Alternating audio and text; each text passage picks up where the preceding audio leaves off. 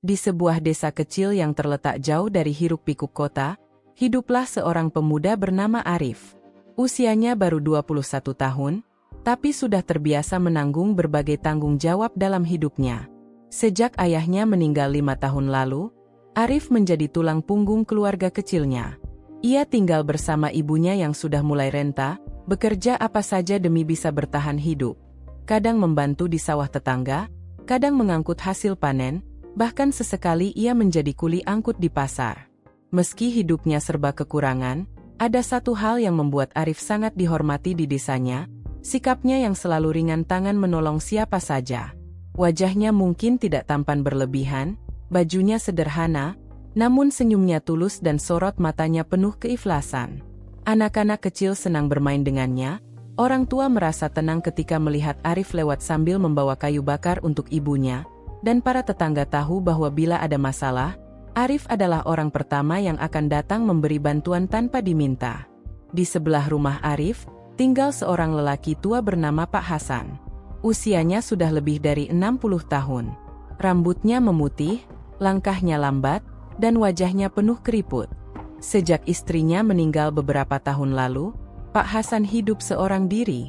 Anak-anaknya merantau jauh ke luar negeri dan jarang pulang. Meski begitu, Arif sering berkunjung ke rumahnya untuk sekadar berbincang atau membantu pekerjaan kecil. Baginya, Pak Hasan sudah seperti kakek sendiri. Pada suatu sore yang redup, langit mendung mulai menggantung. Angin dingin berhembus, menandakan hujan deras akan segera turun. Arif baru saja pulang dari sawah setelah membantu Pak Budi mengangkut padi. Kakinya berlumuran lumpur, bajunya basah oleh keringat. Ia berjalan pelan menuju rumah sambil membawa seikat kayu bakar di pundaknya. Namun, langkahnya terhenti ketika melihat beberapa warga berkumpul di depan rumah Pak Hasan. "Kenapa, Bu? Ada apa dengan Pak Hasan?" tanya Arif dengan napas masih tersengal. Salah satu tetangga, Bu Rini, menjawab dengan wajah cemas. "Pak Hasan tiba-tiba jatuh pingsan di dalam rumah. Untung ada yang melihat. Sekarang beliau sudah sadar, tapi tubuhnya lemah sekali. Dokter desa baru saja datang dan bilang kalau beliau harus minum obat tertentu, obat yang tidak tersedia di klinik sini. Hanya ada di apotek kota." Arif langsung menatap ke arah rumah Pak Hasan. Dari pintu terbuka, ia bisa melihat lelaki tua itu terbaring di dipan kayu, wajahnya pucat, napasnya tersengal. Hatinya teriris melihat keadaan itu. Segera ia meletakkan kayu bakarnya dan masuk ke dalam. "Pak, bagaimana perasaan Bapak?" Arif duduk di samping ranjang, menatap penuh iba. Pak Hasan membuka mata perlahan, tersenyum lemah. "Arif, kakakmu pulang kerja, ya? Maaf merepotkan." "Jangan bicara begitu, Pak. Bapak harus istirahat." "Saya di sini untuk membantu," jawab Arif dengan suara mantap. Dokter desa yang masih berada di ruangan itu kemudian berkata, "Obat ini penting sekali. Kalau tidak segera diminum, penyakit jantungnya bisa kambuh lebih parah. Sayangnya, hujan deras sebentar lagi turun. Jalan ke kota juga becek, motor sulit lewat. Kalau menunggu besok, saya khawatir keadaannya akan memburuk." Semua orang di ruangan itu terdiam. Tak seorang pun yang berani mengambil keputusan. Kota berjarak hampir 2 jam perjalanan dari desa. Naik sepeda motor pun akan sangat sulit, apalagi di jalan tanah yang licin bila hujan. Sedangkan hujan sebentar lagi akan turun deras. Arif menatap wajah pucat Pak Hasan, lalu ia menoleh ke arah dokter. "Kalau begitu, biar saya saja yang pergi mengambil obat itu." Ucapan Arif membuat semua orang menoleh kepadanya dengan kaget. Bu Rini buru-buru berkata, "Arif, itu gila. Jalan ke kota jauh sekali, dan malam sebentar lagi turun. Kamu tidak punya motor. Bagaimana caranya?" Arif menarik napas panjang. "Kalau saya tidak pergi, nyawa Pak Hasan bisa terancam. Saya bisa jalan kaki, Bu. Toh selama ini saya sudah terbiasa berjalan jauh." "Arif," suara Pak Hasan lirih, "jangan terlalu merepotkan dirimu. Aku hanya orang tua renta." "Pak, jangan bicara begitu." Arif menggenggam tangan Pak Hasan dengan erat. "Bapak itu tetangga saya, bahkan sudah seperti keluarga sendiri. Saya tidak bisa tinggal diam. Dokter menatap Arif sejenak, lalu berkata, obat yang dibutuhkan ada di apotek utama di kota. Ini resepnya. Kalau kamu benar-benar mau pergi, tolong hati-hati. Jangan paksakan diri bila tidak sanggup. Arif menerima kertas resep itu dengan tangan gemetar. Dalam hatinya ada rasa takut, tapi juga tekad yang lebih besar. Ia teringat nasihat almarhum ayahnya, kalau ada orang kesusahan, jangan hitung untung ruginya. Nak, hidup kita akan berharga kalau kita bermanfaat untuk orang lain. Langit semakin gelap, angin makin kencang. Hujan pertama mulai jatuh, menimpa atap rumah dengan suara riuh. Warga mulai bubar, sebagian kembali ke rumah mereka masing-masing. Namun, Arif tidak beranjak. Ia pulang sebentar ke rumahnya untuk mengambil jas hujan tipis yang sudah usang, sandal jepit, dan sedikit uang yang disimpan ibunya. Ibunya yang sudah tua terkejut melihat putranya bersiap. Arif, kamu mau kemana malam-malam begini, nak? Arif menggenggam tangan ibunya. Bu, Pak Hasan butuh obat segera. Kalau tidak ada yang pergi, mungkin keadaannya bisa parah. Saya harus pergi ke kota malam ini. Air mata sang ibu menetes. Ia tahu anaknya keras kepala dalam kebaikan. Nak, jalan ke kota itu jauh sekali. Kamu kuat? Insya Allah kuat, Bu. Doakan saja saya selamat. Sang ibu memeluknya erat. Kalau begitu, pergilah. Semoga Tuhan melindungimu. Arif tersenyum dan mencium tangan ibunya sebelum berangkat. Malam itu, dengan hujan deras mengguyur, pemuda itu mulai melangkahkan kakinya keluar desa, menuju perjalanan panjang yang akan menguji ketulusan dan keberaniannya. Langkah kaki Arif mulai menapaki jalan setapak desa yang gelap, hanya diterangi cahaya redup lampu minyak dari rumah-rumah warga yang masih menyala. Hujan deras turun tanpa henti, membuat tanah becek dan licin. Sandal jepit yang ia pakai sesekali tersangkut lumpur, namun ia tetap melangkah dengan tekad yang bulat. Dalam genggamannya, ada jas hujan tipis yang sobek di bagian punggung. Namun lebih baik itu daripada tidak ada sama sekali. Angin malam menusuk tulang. Bulir hujan menampar wajahnya tanpa ampun. Setiap langkah seperti menguji keberaniannya. Jalan menuju kota bukanlah jalan mulus beraspal. Sebagian besar hanyalah tanah liat yang becek bila terkena air hujan, penuh dengan kubangan lumpur, dan di beberapa tempat bahkan ada jurang kecil di sisi jalan. Arif menghela napas panjang. Ya Allah, kuatkan langkahku. Jangan biarkan aku menyerah. Demi Pak Hasan, aku harus sampai. Langkah-langkah di tengah hujan. Baru sekitar 15 menit berjalan, tubuh Arif sudah basah kuyup. Jas hujan tipisnya tidak mampu menahan derasnya hujan. Di kejauhan, suara gemuruh petir sesekali terdengar, membuat bulu kuduknya berdiri. Namun ia tidak berani berhenti. Jika ia berhenti terlalu lama, tubuhnya bisa kedinginan, dan perjalanan akan semakin berat. Di tengah perjalanan, ia teringat masa kecilnya. Dulu, ayahnya sering mengajaknya berjalan kaki menyusuri jalan desa hingga ke pasar yang jaraknya lumayan jauh. Ayahnya selalu berkata, jangan pernah malas berjalan. Nak, kaki yang kuat adalah tanda hati yang sabar. Kenangan itu membuat Arif sedikit tersenyum, meski tubuhnya gemetar kedinginan. Hujan semakin deras. Air mengalir di sisi jalan seperti sungai kecil. Sesekali, sandal Arif hanyut terbawa arus air kecil, dan ia harus berhenti sejenak untuk meraihnya kembali. Namun, ia tetap tidak mengeluh. Jembatan Reyot. Setelah hampir 1 jam berjalan, Arif sampai di sebuah jembatan kecil yang terbuat dari kayu. Jembatan itu membentang di atas aliran sungai yang deras karena hujan. Air sungai bergemuruh, menghantam batu-batu besar dengan suara menakutkan.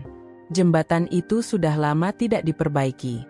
Papan kayu di beberapa bagian terlihat lapuk dan bergoyang ketika diinjak. Arif menatap jembatan itu dengan hati berdebar. Kalau aku jatuh, habis sudah. Tapi aku tidak boleh berhenti di sini. Dengan hati-hati, ia melangkahkan kaki ke atas jembatan. Setiap langkah disertai bunyi krek, krek, dari papan kayu yang basah. Tangannya meraih tali pengaman di sisi jembatan, meski tali itu pun sudah usang. Hujan terus menghantam wajahnya, membuat pandangannya buram. 1 langkah, 2 langkah. Arif menahan napas. Angin kencang bertiup, membuat jembatan bergoyang. Dadanya berdegup kencang. Namun, setelah menahan rasa takut, akhirnya ia berhasil melewati jembatan itu. Sesampainya di seberang, ia langsung terduduk lemas, menatap jembatan yang baru saja dilaluinya. Alhamdulillah, 1 rintangan terlewati. Leher dingin, perut kosong. Perjalanan masih jauh. Kota masih sekitar 1,5 jam lagi jika berjalan kaki. Namun, tubuh Arif mulai merasakan kelelahan. Perutnya kosong, karena ia berangkat tanpa sempat makan malam. Uang yang ia bawa pun hanya cukup untuk membeli obat. Tidak ada sisa untuk membeli makanan. Hujan deras membuat tubuhnya menggigil. Ia mencoba menepuk-nepuk lengannya sendiri untuk menghangatkan tubuh. Sesekali ia berhenti di bawah pohon besar untuk berteduh sebentar, namun tidak lama. Jika ia berlama-lama, perjalanan akan semakin panjang. Arif kemudian berbisik pada dirinya sendiri, "Aku tidak boleh menyerah. Pak Hasan sedang menunggu. Aku harus segera sampai." Bayangan misterius di jalan. Ketika melewati jalan yang sepi dan dipenuhi pepohonan, Arif melihat sosok bayangan berdiri di kejauhan. Sosok itu tampak seperti seorang pria dengan tubuh tinggi besar. Arif langsung terhenti, tubuhnya tegang. Hatinya bertanya-tanya, siapa orang itu? Apa dia orang baik? Atau justru berbahaya? Langkahnya perlahan mendekat. Bayangan itu semakin jelas. Ternyata benar, seorang pria dengan payung lusuh berdiri di tengah jalan. Wajahnya tidak terlihat jelas karena gelap. "Hei, anak muda. Malam-malam begini mau kemana?" Suara pria itu berat, membuat Arif sedikit bergidik. "Saya mau ke kota, Pak. Mau beli obat untuk tetangga saya yang sakit," jawab Arif dengan hati-hati. Pria itu terdiam sebentar, lalu tertawa kecil. "Sendirian? Malam-malam hujan begini? Kamu ini nekat sekali. Jangan sampai kamu menyesal." Arif menelan ludah. Namun ia mencoba memberanikan diri. "Lebih menyesal lagi kalau saya tidak menolong Pak Hasan. Nyawanya bisa terancam." Pria itu menatapnya beberapa saat, lalu akhirnya bergeser ke pinggir jalan. "Kalau begitu, teruskanlah. Hati-hati di jalan." Arif mengangguk sopan, meski hatinya masih berdebar. Ia segera berjalan melewati pria itu tanpa menoleh lagi. Setelah melewati beberapa meter, ia menoleh ke belakang, namun anehnya, pria itu sudah tidak terlihat lagi. Hanya jalan kosong dan gelap. Arif merinding, tapi ia memilih beristighfar dan melanjutkan perjalanan. Semangat yang tak padam. Hujan mulai mereda, meski tubuh Arif tetap basah kuyup. Jalan semakin menanjak, membuat napasnya tersengal. Kakinya terasa berat, tapi hatinya terus mendorong. Ia teringat wajah pucat Pak Hasan yang kesakitan, teringat ucapan ibunya yang mendoakan keselamatannya, dan teringat pesan ayahnya tentang arti menolong orang lain. Langkah demi langkah, meski pelan, ia terus maju. Setiap tetes hujan yang jatuh di tubuhnya seolah menjadi saksi dari perjuangannya. Malam semakin larut, dan perjalanan menuju kota masih panjang. Namun, semangat Arif tidak padam. Dalam hatinya, ia berjanji, "Apapun yang terjadi, aku harus membawa pulang obat itu." Hujan perlahan mulai reda, hanya tersisa rintik-rintik kecil yang jatuh di dedaunan. Malam semakin larut, dan udara bertambah dingin. Kabut tipis mulai turun dari pegunungan, membuat jalanan semakin suram. Arif menggigil, bibirnya pucat, tapi matanya tetap menatap lurus ke depan. Langkahnya semakin berat. Sendal jepit yang ia kenakan sudah beberapa kali terlepas karena lumpur menempel tebal di bawahnya. Ia terpaksa sesekali berhenti untuk membersihkan lumpur dengan tangan. Setelah itu, ia kembali melangkah, menembus gelap, sendirian. Sepatu rusak di lumpur. Setelah berjalan hampir 2 jam, masalah lain muncul. Tali sandal jepitnya putus. Arif berhenti sejenak, menatap sandal yang rusak, lalu menghela napas panjang. Aduh, kalau begini, jalannya makin susah, gumamnya lirih. Namun, ia tidak menyerah. Dengan kreativitas seadanya, ia mengikat sandal itu menggunakan tali kecil dari kantong jas hujannya. Ikatannya tidak kuat, tapi cukup untuk membuat sandal tetap menempel. Arif sadar, kalau sandal itu benar-benar rusak, ia harus melanjutkan perjalanan dengan kaki telanjang di jalan berbatu dan berlumpur. Tidak apa-apa, Arif. Ini hanya sedikit cobaan. Kamu pasti bisa, katanya, mencoba menyemangati diri sendiri. Hujan deras kembali turun. Belum sempat lega, hujan deras kembali turun. Kali ini lebih lebat daripada sebelumnya. Suara hujan menghantam dedaunan dan tanah, membuat suasana semakin mencekam. Tubuh Arif basah kuyup lagi, bahkan jas hujannya sudah tak berguna karena robek di bagian belakang. Kedinginan menusuk tulang. Giginya bergemeletuk. Ia teringat ibunya yang selalu menyelimuti dirinya dengan kain tebal setiap kali sakit demam. Namun kini, ia harus menghadapi dingin sendirian, jauh dari kehangatan rumah. Langkahnya mulai goyah. Setiap kali ia mengangkat kaki, lututnya terasa gemetar. Nafasnya memburu. Aku tidak boleh berhenti, aku tidak boleh jatuh. Ucapnya berulang-ulang dalam hati. Bayangan rasa takut. Di tengah perjalanan, pikiran Arif mulai dihantui rasa takut. Jalanan gelap, hanya diterangi cahaya redup bulan yang sesekali muncul di balik awan. Di kejauhan, suara anjing hutan terdengar melolong. Sesekali ia merasa ada sosok mengikuti dari belakang. Arif menoleh cepat, tapi yang terlihat hanya bayangan pepohonan yang bergerak karena angin. Jantungnya berdebar kencang. Bukan apa-apa, hanya bayangan. Fokus, Arif, fokus. Namun, semakin lama rasa takut itu semakin besar. Ia teringat cerita orang-orang desa tentang jalan ini. Katanya ada penunggu, sosok misterius yang suka menyesatkan orang. Arif beristighfar pelan, membaca doa sambil terus melangkah. Aku tidak boleh percaya begitu saja. Aku hanya harus percaya pada Allah. Dia pasti menjaga. Kenangan ayah. Kelelahan hampir membuatnya menyerah. Kakinya berat, tubuhnya menggigil, matanya berkunang-kunang. Tapi di tengah rasa lelah itu, ingatan akan ayahnya kembali muncul. Dulu, saat ayahnya masih hidup, mereka sering berjalan jauh bersama. Pernah suatu kali, mereka berjalan hampir 5 jam ke pasar karena motor keluarga rusak. Di tengah perjalanan, Arif kecil menangis karena kelelahan. Ayahnya kemudian menggendongnya sebentar, lalu berkata, "Arif, hidup itu memang capek. Tapi kalau kita punya tujuan yang baik, rasa capek itu akan berubah jadi kekuatan. Ingat itu, nak." Mengingat kata-kata itu, Arif kembali menegakkan tubuhnya. "Aku tidak boleh menyerah. Ayah, doakan aku kuat sampai kota." Pertemuan dengan orang asing. Setelah berjalan lebih jauh, Arif tiba di sebuah persimpangan. Jalan bercabang dua, satu jalur menuju hutan kecil, satu jalur lagi melewati jembatan kayu lain. Ia sempat bingung harus memilih jalur mana, karena kabut menutupi pandangan. Tiba-tiba, dari arah jalur hutan, muncul seorang pria tua membawa lampu minyak kecil. Wajahnya tidak jelas terlihat, hanya bayangan tubuh kurus dan langkahnya pelan. "Anak muda, mau ke kota?" Suara pria itu parau. "Iya, Pak," jawab Arif ragu. "Kalau begitu, jangan lewat hutan. Di sana banyak binatang buas. Lewatlah jembatan. Meskipun reot, tapi aman." Arif mengangguk hormat. "Terima kasih, Pak." Namun, saat ia menoleh ke belakang untuk memastikan, pria itu sudah tidak ada. Lampu minyak yang tadi terlihat pun hilang begitu saja.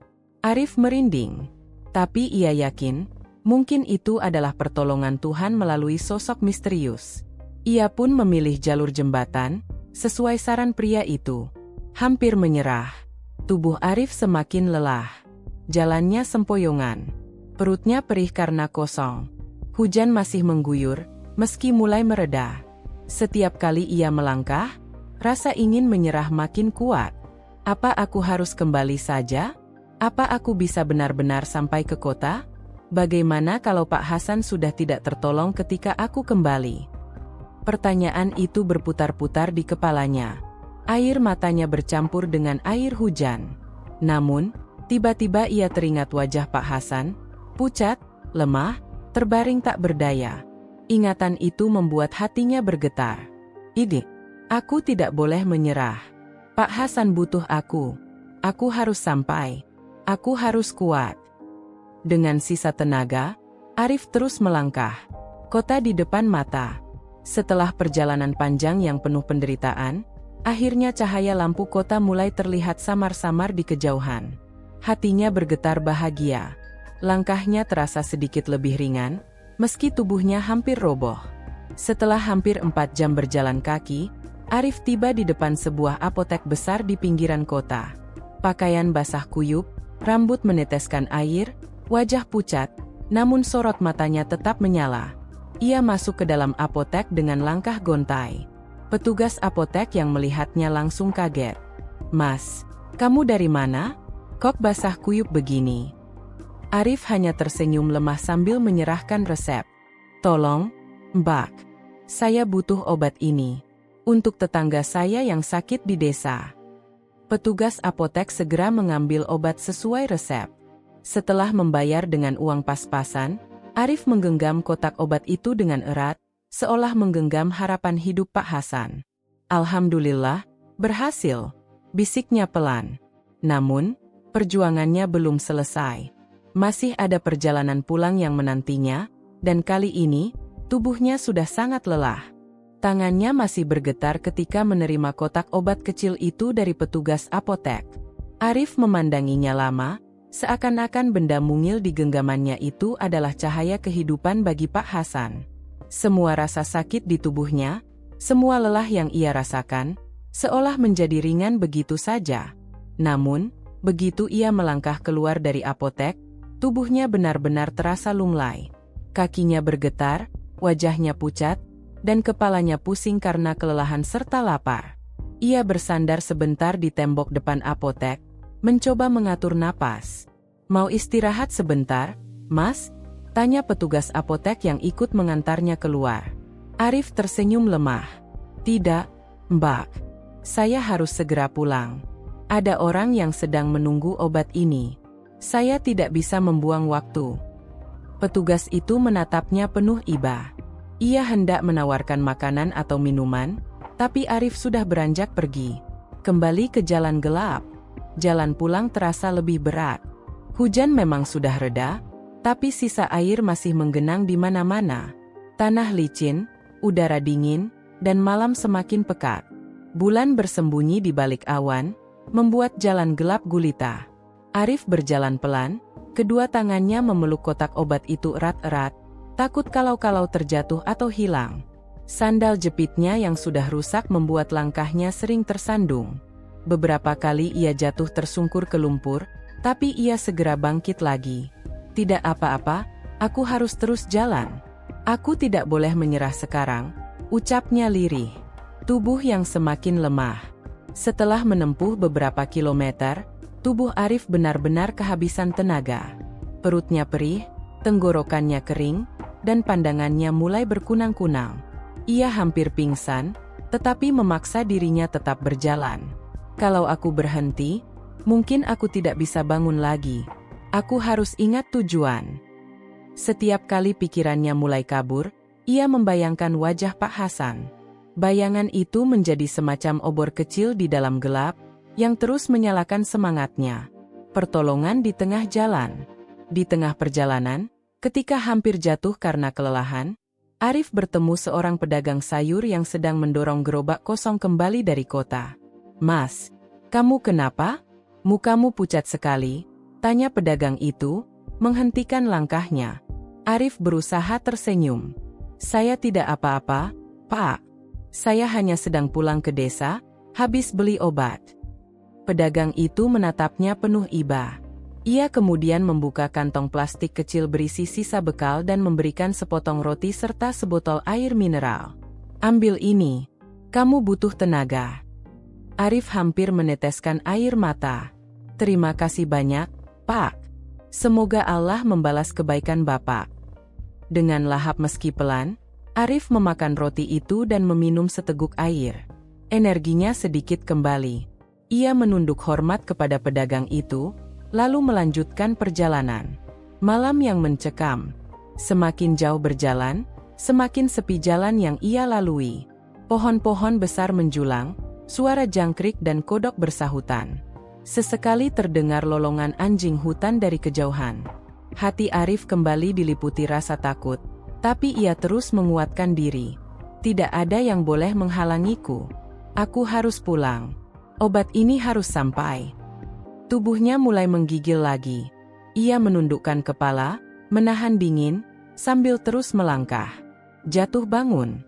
Di sebuah turunan licin, kaki Arif terpeleset. Tubuhnya terjatuh keras ke tanah. Kotak obat hampir terlepas dari genggamannya. Dengan cepat, ia meraihnya kembali, lalu duduk terdiam, menahan rasa sakit di lututnya yang terluka. Air mata akhirnya jatuh. Rasa sakit, lapar, dingin, dan lelah bercampur menjadi satu. Untuk pertama kalinya, ia benar-benar merasa hampir menyerah. Ya Allah, kuatkan aku. Jangan biarkan aku gagal, ucapnya sambil terisak. Ia menundukkan kepala sebentar, berdoa dalam hati, lalu dengan sisa tenaga ia kembali berdiri. Lututnya berdarah, tapi ia tetap berjalan. Cahaya desa. Setelah berjam-jam berjalan, akhirnya samar-samar ia melihat cahaya lampu dari kejauhan. Itu adalah desa tempat ia tinggal.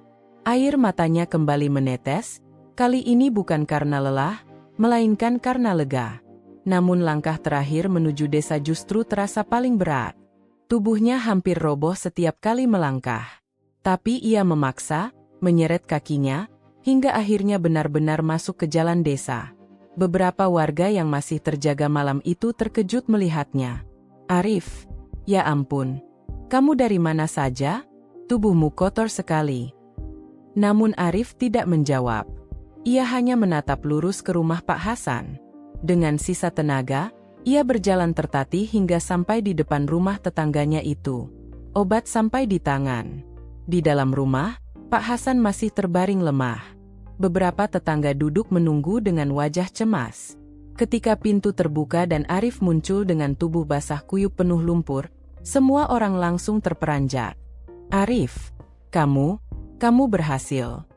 Dengan napas tersengal, Arif mengangkat tangannya, memperlihatkan kotak obat yang masih utuh. Ini, obatnya, untuk Pak Hasan.